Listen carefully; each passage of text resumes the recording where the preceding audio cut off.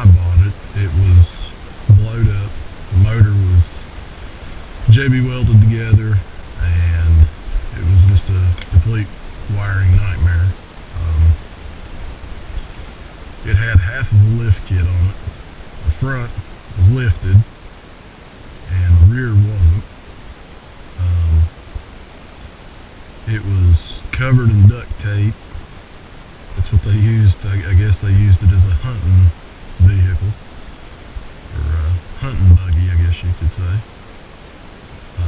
I actually bought everything new for the front end, and it's got upgraded A-arms. It's actually got air shocks on it. I made a front hitch for it so you can run a plow. Actually has a winch. The winch is actually broke. I snapped the cable. I gotta pull the cable off, put a new cable on. It wrapped up around itself. So it's actually been lifted 6 inches in total, front and rear. The rear is the same. It actually has air shocks in the rear also. It does help if you haul anything heavy, which I've actually pulled my car trailer with it. Made a hitch for the back of it so you can slide in whatever size ball you want. It does have brake lights, signal lights, all that functions. Up top it's got your LED pods for if you're out working on whatever. I put the big Dodge tow mirrors on it just to help see. It does have the, rear view mirror, but it's not the best. You can't see very well. It's got speakers. It's actually got a radio in it. Of course, it's all Marina, so it's all waterproof. Everything is completely waterproofed on this thing. The shifter, I custom made it.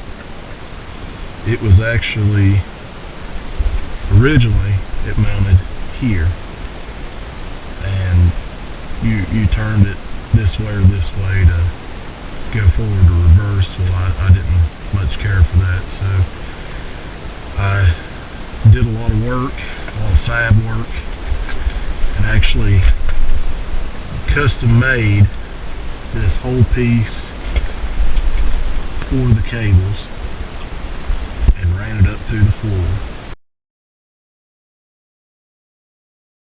The spring is on there just to give it a little extra attention. Then I bought one of these nice little shifter boots to put down on it just to cover it up. I put more speakers in it here, and it does have an amp, and it don't sound terrible, but it's like anything else. It's got a lot of loud, not a lot of bass, which that's fine. When you're cruising, you don't really need it, which this thing's loud anyways, motor-wise. Now I 3D printed the cup holder, and I 3D printed these speaker pods. All that I designed myself. Of course, the roof was white and I painted it black, but as you can see from it sitting outside and stuff, she's starting to flake. I really need to sand her all down and give her a fresh coat. The windshield is actually broke because it's just a piece of plexiglass that I screwed to the front, because I found out when you ride in a group and there's any dirt, dust, anything like that, and you're a vehicle or so behind, it pays to have a windshield. Now, they do make 2-piece windshields for just about any golf cart. That is, it clips on to the frame of the roof, But the problem with that is this golf cart is a G9, but the roof is off of something completely different. I don't know what it's off of. I got it like this. You can tell that somebody shimmed it here, and I actually fixed a bunch of this because it was bad. It was very loose. You could just shake it everywhere. So I actually went in and welded this square tubing in here, here, here, and braced it all because it was really bad. Now this attaches in the back. This is how it should attach to the roof, but the brackets were way longer. The roof piece came way out from underneath this, and they didn't even have these covers on. Which, you know, this thing did look great.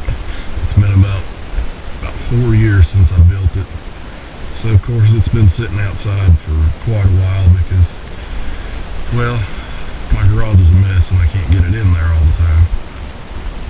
But, you know, it's just a little paint and you're good to go. My daughter rides on it with me, so I wanted it to be safe, so I actually installed seat belts on it.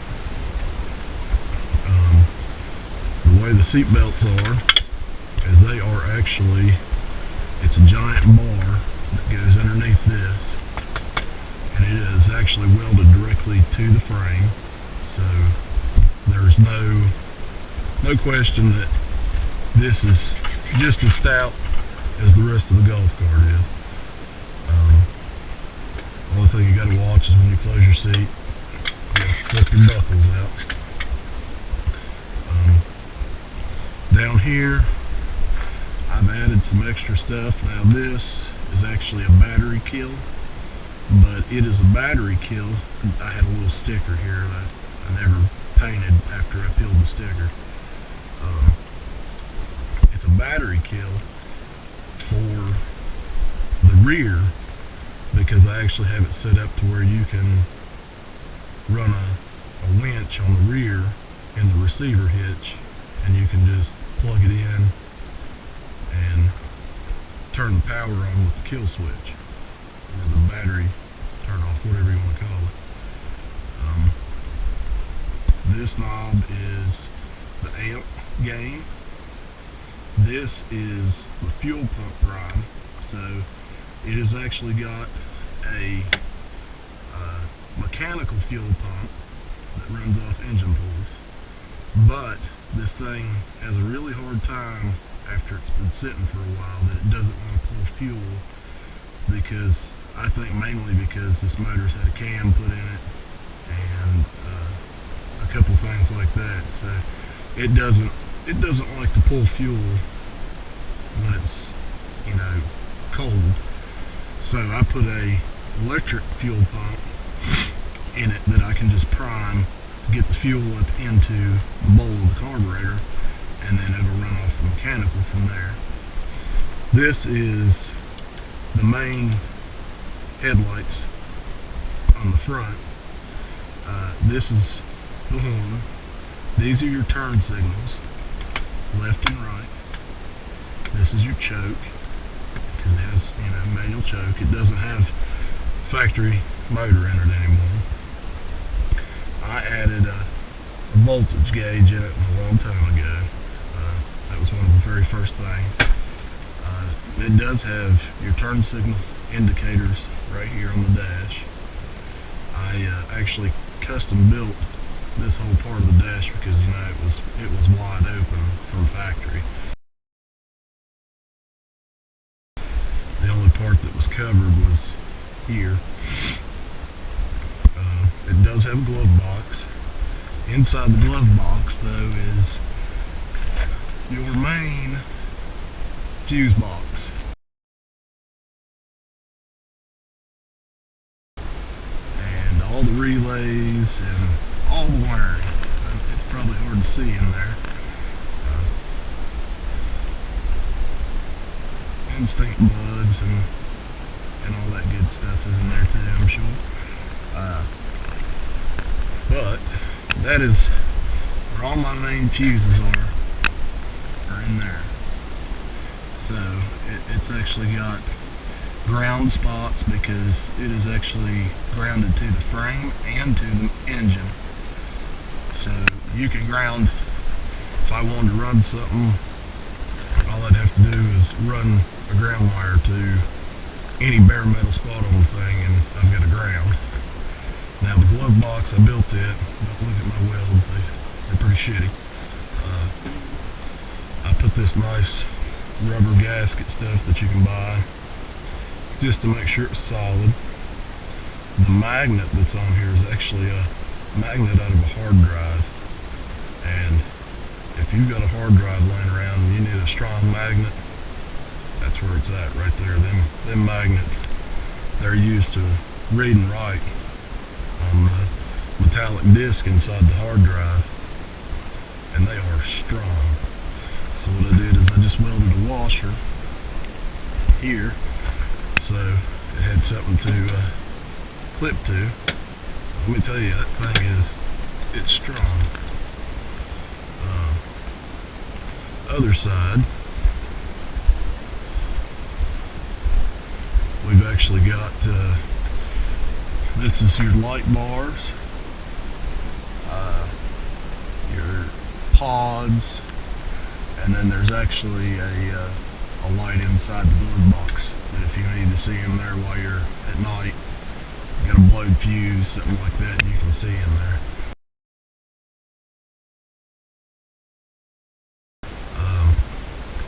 Now these wires here, and the reason they're not hooked up to anything is I actually have a GPS speedo, and it does all kinds of stuff. It tells you your mileage, it tells you, it has a compass, all that stuff built into it. So the reason it's not hooked up is the pod that it actually went into, I 3D printed it, and it has, I made it out of the type of material called PLA, and it's not made for extreme conditions. It's not that durable. It melts over time. As you can see with the cup holder, she's kind of bowed in the middle here and it's starting to come apart because I made it out of the same thing. You really want to use something like ABS or something like that to print it with, which is a great material, but it's way harder to print with. But I still have the gauge, and I plan on remaking a pod and hooking my stuff back up so I'll have a speedo again. I mean, this thing will do, I don't know, I'm like 260, 65, 70, somewhere like that, and with me on it, it'll do about 30, 35. Now with somebody smaller on it than me, it'll roll probably about 40, but that's not because it doesn't have enough motor, it's because the rear end limits how fast it can go, because it's got a terrible gear ratio. I mean, it's got plenty of torque, plenty of takeoff, but top end, your gear ratio gets you. Now you can do away with the gears in the rear end, and you could run a solid axle and do like a go-kart axle in the back. Just do your blocks for your bearings for your axle, and you could run a chain or belt and torque converter setup, whatever you want to run, and you could run probably 60, 70 miles an hour, no problem. The reason mine isn't like that is I wanted to keep reverse. So keep that in mind. If you do one of these and you don't care about reverse, then by all means you can do this to an electric golf cart, you can do this to gas, any type of golf cart. Actually, Vegas Carts online actually makes a kit for just about every one of these golf carts that makes it a complete bolt-in for the motor. Now, in my my case, I didn't have that kind of money. They are a little pricey. So I actually made everything myself for the motor swap using the original engine cradle and cutting it up and turning it into a mount for a side shaft engine. Works great. I haven't had any problems out of it. I'll include some pictures in the video of it without the plastics on it, because I know it's hard to see. Now, under the hood, or you should say the seat on this thing, is where all the goodies are. So here is the motor, of course, fuel tank. If anybody works on these, they know just about where all this stuff is. Now mine has a lot more to it because, like I said, it's all pretty much custom fab, custom made. I built everything to my likings. You don't have to like it. It works for me.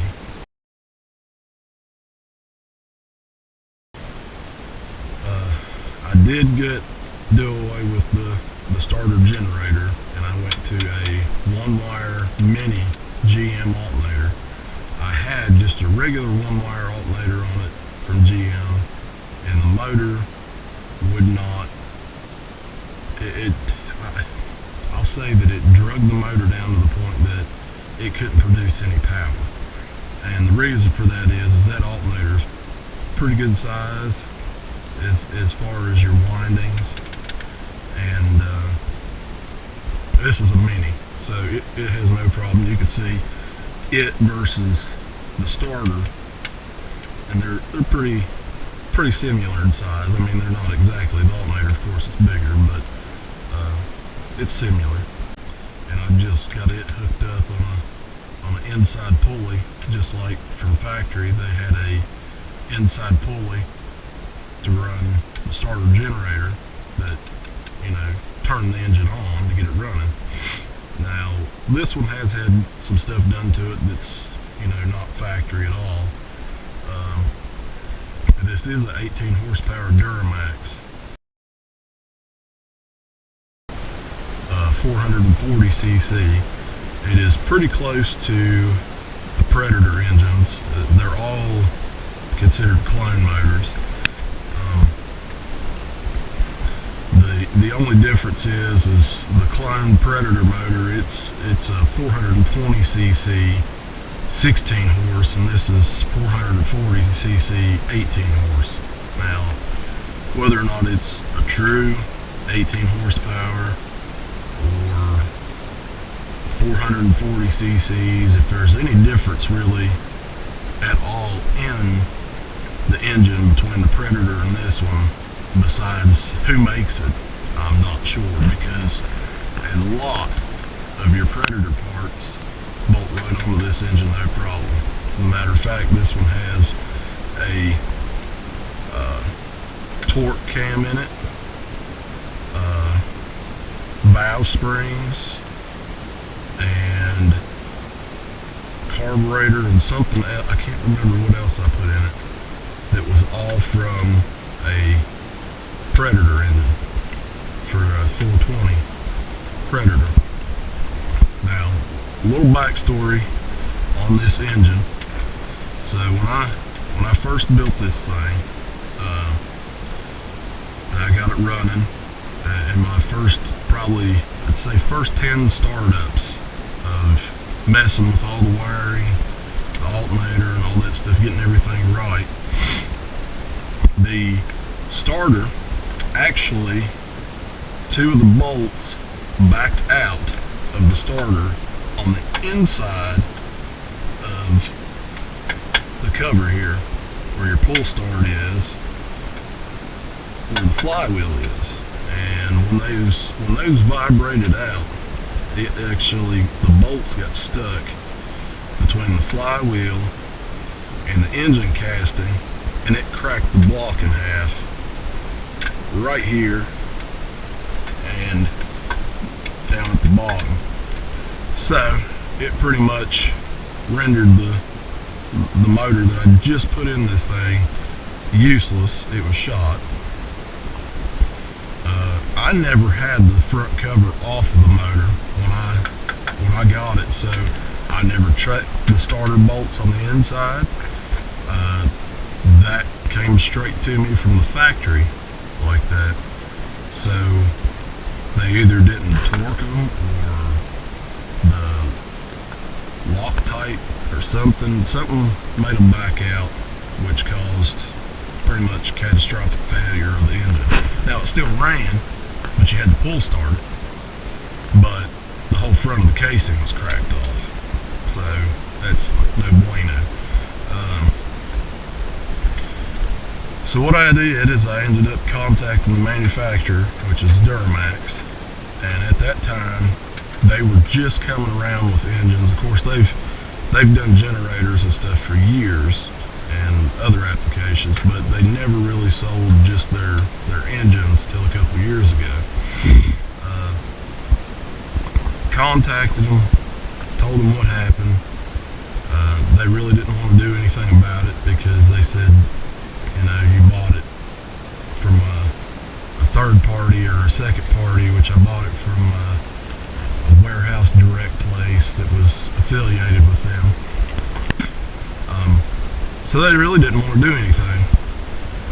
And the motor literally had no hours on it, maybe 10 starts and idles, never really driven it, and here I am with a $300 and some motor that's, you know, pretty much a paperweight.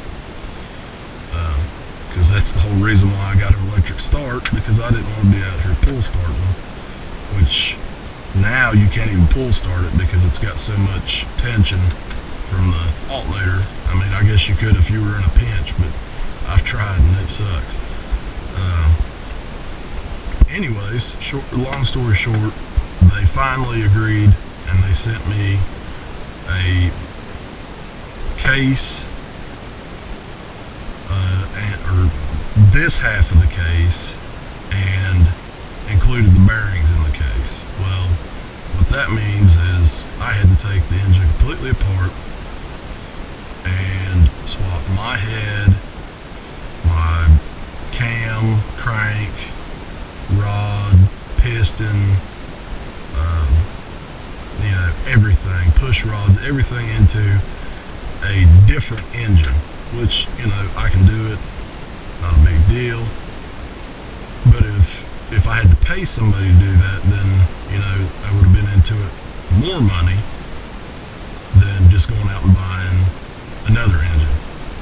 I mean, I was pretty upset about it, but I mean, at least they did do that. So I ended up disassembling the whole engine, pulling everything out. I rebuilt it myself, but while I had it apart, I went ahead and done the cam, I done the governor delete, I done the oil sensor delete, I done the bigger valve springs, done a little porting on the head and stuff, just odd and end things, make it, you know, a little bit more torquey and stuff like that, because I mainly use this thing to either ride or I'll pull my 8-foot trailer around the house and use it to cut trees and stuff like that. Now it is road legal 100%. It does have turn signals on front and back, seat belts, has a horn, so it's 100% road legal. The problem is with where we live is Virginia. You can drive it on public roads of 35 and below, but you have to have a driver's license and you have to be of age to have a valid driver's license. Other than that, you can drive it, and nobody really says anything. We live in a small rural area, and nobody really says anything. There's people out riding four-wheelers on the roads and they don't say nothing. this over here, I don't know if you guys seen it or not, that's actually the amp for the stereo. This box is the ground lights, or not really ground lights, but the rock lights. It has rock lights. Right here is the big Ooga horn that it's got on it, and another fuse box. Now that fuse box runs just a few things under here, but it's got plenty of room in it that I could run extra stuff. I ran 2 fuse boxes, so I wouldn't have multiple things running off of a fuse in the glove box like you would in a car. A car, you know, sometimes you'll have 4 or 5 different things, even though you've got sometimes 2 or more fuse boxes in a car, they do the same thing. So as far as the engine mount, if you guys can see it, so this part right here is actually part of the factory engine mount.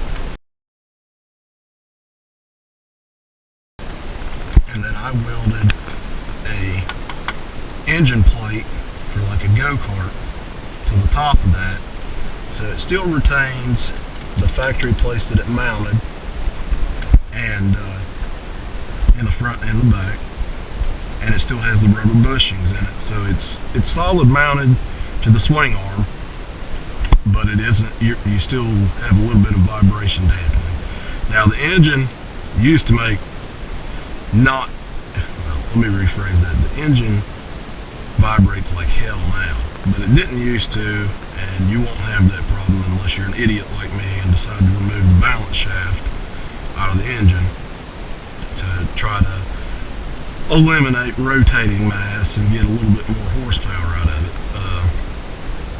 I recommend leaving it in there unless you plan on racing. Now for the gas pedal setup, it's actually the factory gas pedal. Now you can do this 100 different ways. What I ended up doing is I just used the governor arm, which there's nothing on the other side of that, it's cut off inside the block and it's clipped just to hold it in there, and I just use it for a pivot. So gas pedal pulls it back, and then it pulls the rod on the carburetor to open and close the carburetor float, or not the float, the butterfly, I guess you could say. So when I was talking about earlier, the fuel pump and the electric fuel pump. So this is the electric fuel pump, and this is the mechanical fuel pump down here. So the way it works is the mechanical fuel pump pulls fuel from the bottom of the tank here, brings it through here, and it has to go all the way into the filter and down into the carburetor, which is down, you know, back in here, down to the float, or the float bowl of the carburetor, whatever you want to call it. And it works off of engine pulse. That's what this line is here. This line here runs to, most people say not to run it off the valve cover because it causes issues. I've never had a problem.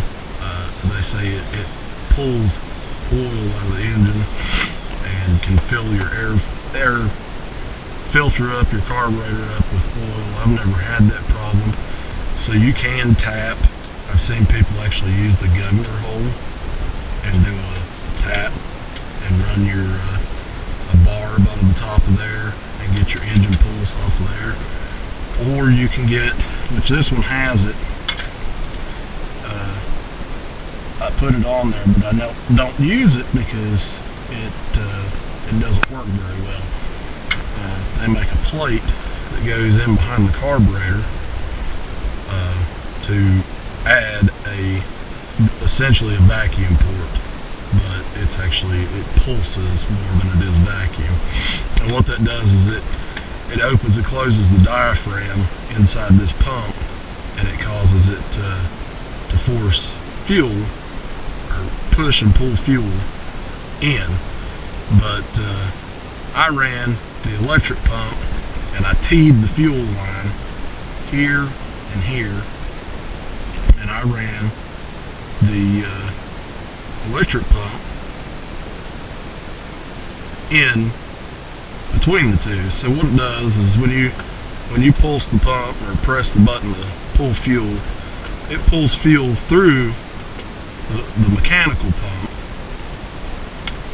from the tank, and it sucks it up into the T, around, and then forces it into the T on this side. Of course, it has to fill up in between the T, and then once it does that, then it fills up your fuel filter and starts running into the bowl in the carburetor. Once it gets enough fuel in it and she starts running, then you ain't got to worry about it. The mechanical pump takes over and it just bypasses these two spots and just runs straight through the T, no problem. I've had it like that for a long time, and I haven't had a bit of problems out of it. Other than that, on this side, we'll go to this side, I'll show you. So it's a wiring nightmare because I've got a lot of stuff wired up on this thing, and that's, you know, lights, it's got an inline fuse running off the alternator. That way, if anything were to happen, it would blow that big fuse before it shorts out anything. It does have, I have it set up where it's 2-gauge wire running to the alternator. Well, it is the alternator. From the alternator to the starter, then from the starter to the fuse and around to your positive terminal on the battery. Now, this alternator does not require an exciter wire or anything like that. It does it as soon as you start it up and it gets to a certain RPM, it starts charging. So you're good to go. Now, the alternator does look, it is a little crooked, and the reason for that is I could not get it to sit in here 100% straight because of the seat.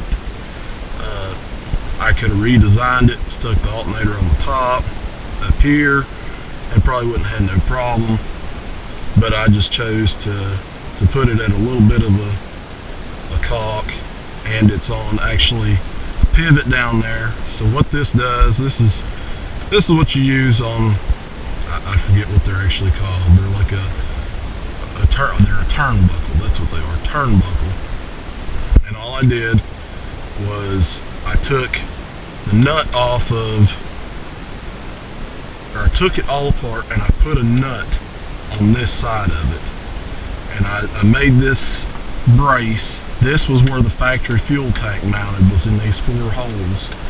So what I did was I took a piece of flat bar and I just made me a thing straight across, marked my holes out, and put the factory fuel tank bolts in that flat bar, and made myself a little spot to put the belt tensioner.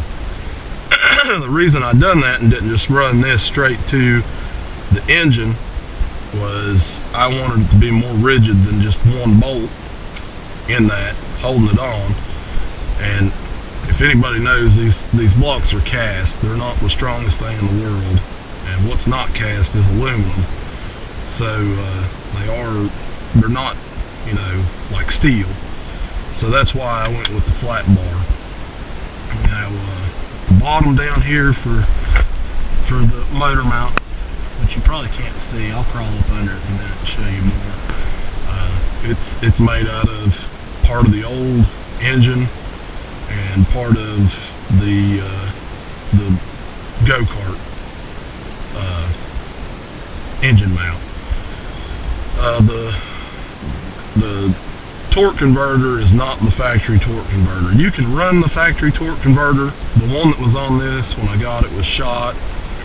So I went to a Comet 780, which it runs perfect on this thing. My rear driver was actually completely shot. It was missing shims and the spring was bent, so I ended up changing it out too. If you ever have to do that, they are a pain. Definitely buy the tool to do it with. I did not, and it sucked. I used a ratchet strap to pull the whole thing together so I could get it bolted, because it's under a lot of pressure and a lot of tension because it's spring loaded. That's how it works. This cable coming through here, that's your choke, of course, and then your cables that are way down here on the bottom that you probably can't see very well in the video, those go to the rear axle or transmission axle, whatever you want to call it, because it has forward and reverse, and then that comes up to the shifter. Now the seats, I completely reupholstered these myself. I put the steering wheel on it.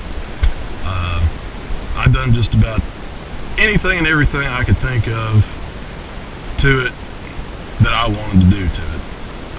Could you do more? Yes. Could I do more to it? Yeah, I'd like to do more stuff to it, but it does what I need it to do. I'm happy with it. It's, you know, it's a golf cart. You of course, you're not going to take this thing on a golf course because they're not going to like the way it sounds, first of all. But here, I'll give you a little preview of the lights and the signal lights and all that stuff working. So the way I've got it set up is, this is your kill switch for the engine. This is your ignition switch. So when you turn it on, it turns on power to everything. Damn B, get out of here. And by that I mean it turns on the power to both fuse box and everything. So everything is run off of that ignition switch as far as turning on power. Nothing is on all the time because it'll drain the battery if you do it that way. You gotta have it switched some way or another, or something's gonna drain your battery. So down here, it's actually got a digital voltage gauge in this that shows you what you got going on. And when you flip your switches, it has a light, but you can't hardly see them. There you go.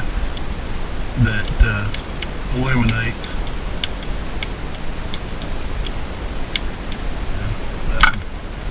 That one ain't illuminating. She might be loose in there. This thing, like I said, it's been sitting outside for a long time. I really need to go through it again and just clean it up good and stuff. But with that on, you can come up front, and I've got the little LED bar on the front's on, and the big one is the one that the light's not working on, which is this one up here. So I think it's maybe come loose in there. Not a big deal. Just pull these couple bolts out and she's good to go. The other one here, that's for inside the glove box. These up here, them are on, and well, them actually, I think that one actually goes to them back there. So the big light, it runs off of a remote. And I bet the battery, yeah, my battery and my remote's dead. Oops, sorry. That's why it's not there. So I'll have to look at that and see why it's not working. But it, you know, everything does function. Just my zombie lights ain't working. It does have lights in the speakers, so it does look pretty cool at night. Of course, you probably can't see because of the mirror. But speakers do have blue lights in them. It's pretty neat. Like I said, they're nothing special. They're just piles. I mean, I wasn't trying to get, you know, great sound quality out of it. Just something to listen to. Now, up on top, which this is this wire here, that is actually the GPS for the Speedo that's not hooked up. So your turn signals, like I said, They're on this switch. So you click it this way,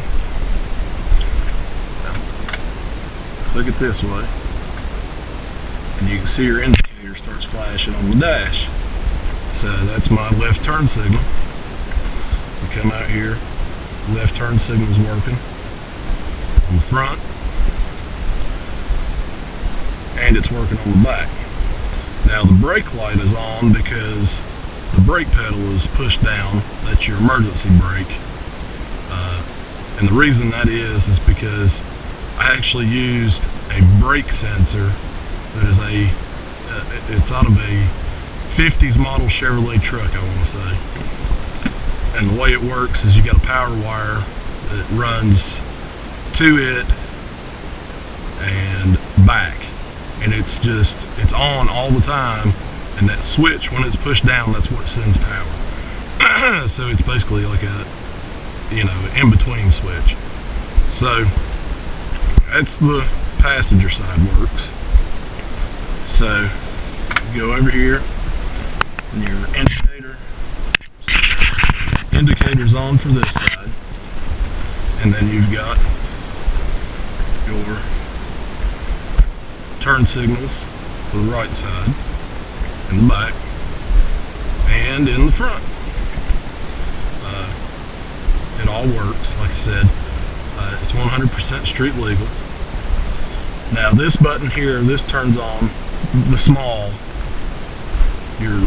I say headlights, because they're just your kind of like running lights that you run if you were driving down the road. Damn, I say a lot. Anyways, so that's that. We'll give you a quick thing. Now this other remote, that goes to my winch, and like I said, it's jacked up right now. I'm gonna have to get a battery for the big light, and I gotta figure out why this switch isn't working. Maybe the switch itself went bad, or the power wire might have fell off of it from riding or whatever, because it's just them stupid push connects. But that's no big deal. It's an easy fix. I've done wiring for years on stuff. Now underneath it, it does have, turn them lights off. It does have the rock lights, and I'll show you them more in a minute. Now this button is the Oogle horn. It's pretty damn loud, so if you're in traffic or somebody's about to run you over, you hit that thing, they're gonna look. Alright guys, so I pulled my camera off my head so I could give you all a look underneath it. So, besides all the spider webs, you can see the amount of wiring runs through this thing all the way up. It comes in through the front, which it misses, all your steering and all that stuff. None of that stuff's affected. I made sure it all cleared all that stuff. Now the front, it does have completely all new front suspension, tie rods, kingpins, all that stuff is 100% brand new. It was pretty worn out when I got it, because you remember this thing's 90s. Now here's your base shot of the way the rear is bolted and mounted to the swing arm. So there's your engine plate. There's the front, and here's the rear. And that orangish hose that's hanging down there in the front, that is actually how I put that in as an adapter to be able to drain my oil easier, because the drain plugs on this engine are either in the front or in the back. Well, this engine's actually at a slight, downhill towards the rear of the golf cart. So I actually put it in the back of it so it would drain. It's on a zip tie. I just pull it out of the zip tie and drain the oil, and then put new oil in it, and you're good to go. So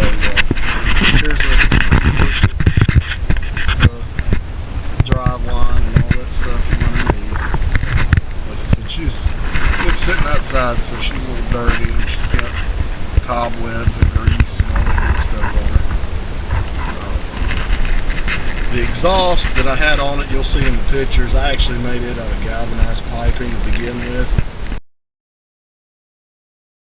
And it worked, but you know, galvanized is not your ideal. So I actually bought a header for the golf cart, and or for the motor, and fabricated my own exhaust, and ran it in a heat sleeve and all that stuff so it can keep everything nice and cool, because it actually did get hot at one point enough to melt some of the plastics underneath the golf cart. But there's a shot of the shifter and how I ran the cables, and how she's welded and mounted up through the floor instead of your, you know, regular in the seat shifter, which I just don't like. And it goes back here, you can see it behind the engine mount. That's where your cables run to. That's your forward and reverse. So when you move it forward or reverse, that's how she goes. This is your brake set up here. It's all factory, and all it is, you know, is your cables that run to your here, and they run to your drums on both sides, and that spring is part of your return and all that good stuff. Now, if I can see it, that switch right there is the brake switch I'm talking about that I put on there. This lever right here is how it actually is done. This little lever right here. So when that lever is pushed forward, there's no brake lights on. But when that lever is released, it's spring loaded, it turns the brake lights on. It's just an old GM brake switch. I want to say it's like off of a 50-some Chevrolet truck, and they probably ran in a lot of other vehicles and stuff like that. But yeah, it works out great. They do make the one that goes on the pedal, that when you press your brake pedal, that your brake lights come on. But I don't want to sit on that. That's just my personal thing. It's a hell of a lot cheaper. It's like $200 for that one, versus I think $10 for that switch or something like that. Now over here, that hose that's hanging down, that's actually a gas tank, and I've got it on a little T to keep it down so it stays underneath the golf cart in case anything were to happen. But it's a vent, that's all it is. It's not no overflow, nothing like that. It's just a vent for the tank.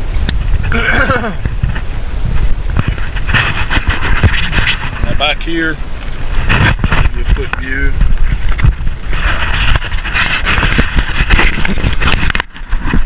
You can actually see, I was talking about where the exhaust used to be, and it melted that. The hole right here, that was actually for the, I have the bottom of that air shock, I actually have extensions, and I used to have those up in there that you could just air up your shocks through the back of the tank, which it worked, but, or from the back of the golf cart. It worked, but then I ended up lifting it more, and those hoses wouldn't reach anymore, so I had to just take them off.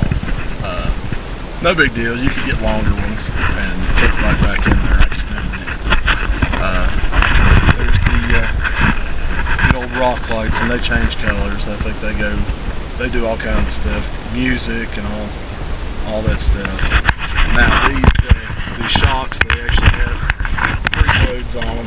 They're actually for a motorcycle, but I figured they'd work great on this, and they do. They work absolutely flawless on this thing.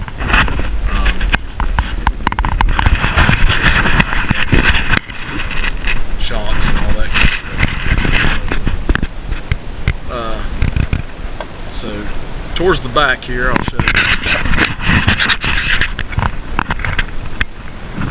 On the back, we've got exhaust. This I need to zip tie up. I never finished it all the way.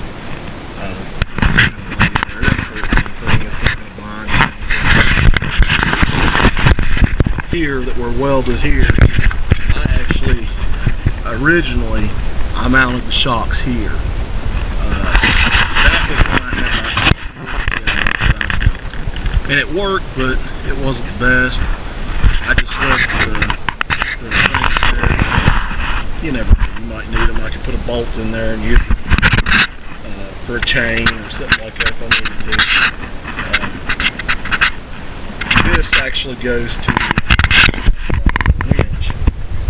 You plug into it right here and you'll have power to your winch, and then you can unplug it and take your winch with you and still have your wires. That way you're not, you know, constantly having to wire up something or run up the battery. It's right there. What's not being used, you just take that quick disconnect. Exhaust, it's just some junky old eBay muffler tip that I put on it. Not the best in the world, it's rusting up pretty bad. This has actually got a baffle on it, and without the baffle it's ungodly loud, so I just leave that little baffle on it because it's too loud. It's just ridiculous. But the way the shocks mount now, they mount more in the factory location with kit blocks in there.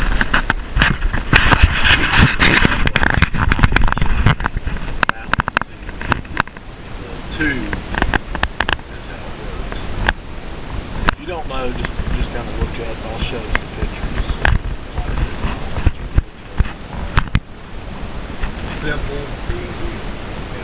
It's kind of simple, but not bad. So the hitch itself, it did not have a hitch on it when I got it, and I welded this one on it. So all I did was take a piece of receiver and cut it, and it's welded here, which this is just the bumper. It's not very strong, but I mean it'll hold, but it's also welded to the frame itself. And what I did is I actually welded a piece of plate on the top of this and welded that plate to this, so it's, you know, all the way back. So it's strong, and then this is fully welded all the way around. So it's not going to go anywhere. Like I said, I've pulled my 16-foot car trailer with this thing. Nothing on it, of course, but that car trailer weighs probably 6,000 pounds because it's heavy.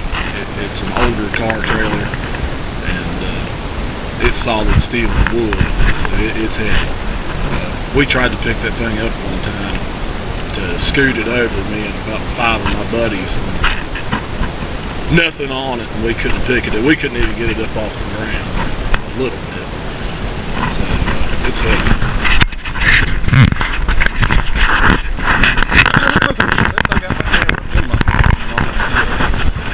I'll show you what we've got. So there's the voltage. There's the voltage. Radio. The turn signal indicators. You may not be able to see it at all because of the sound. But there they are. Like I said, it was a fun project. I had about $100 in this thing. That's what I paid for it. Now, I probably got a lot more than $100 in it. Just in the wiring, and engine, and just the other stuff. Now, I plan on actually making my own windshield for it at some point in time. I've got so much going on. You know, I've got a 5-year-old daughter. she started school, so that takes up a lot of my time. I do work all the time. So one day, maybe this winter, I'll make a video on that. I'm making a windshield for it. So decal on the front here. That's 3D printed. I thought it was cool. I like the Hornet, the Wasp thing.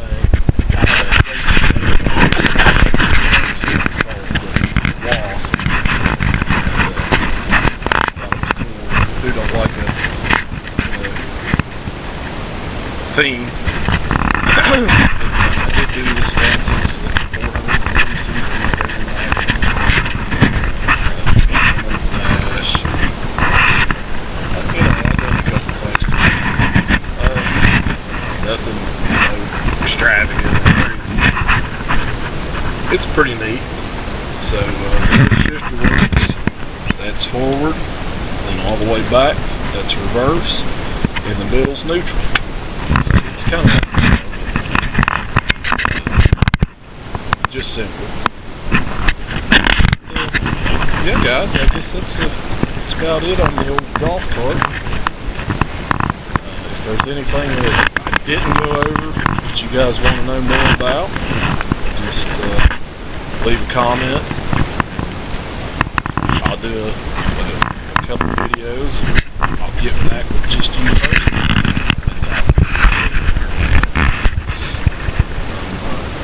I'm not an asshole. I am, not that bad. But yeah, if you guys have any questions,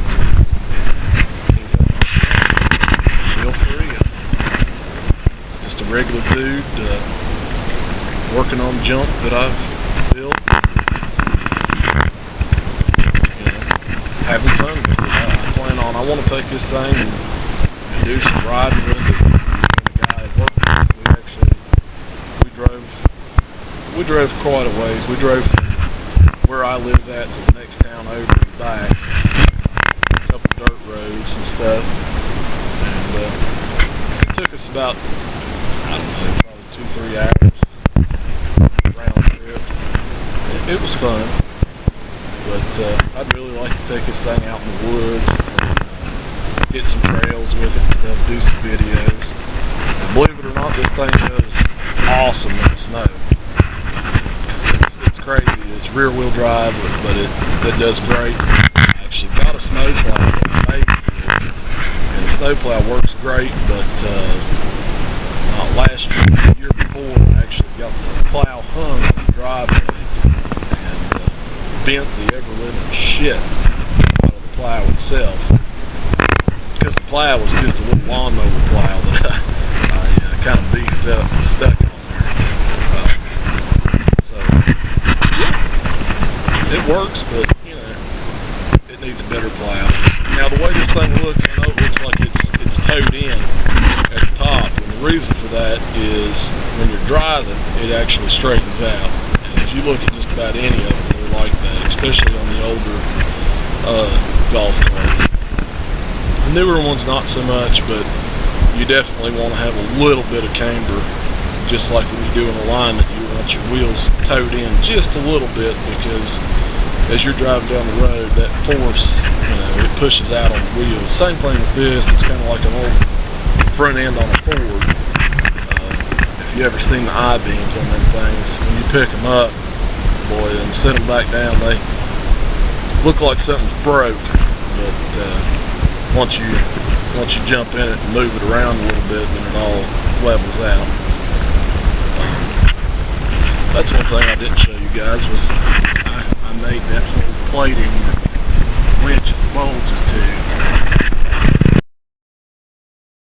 The receiver hitch actually comes out. It's an elbow. So if you didn't want to run that receiver hitch on the bottom, you just pull the pin out of it, and that whole elbow comes out. But yeah, I guess that's it, guys. If y'all want to see more of it, or whatever, or want any questions answered, or anything about it, just let me know. I guess I'll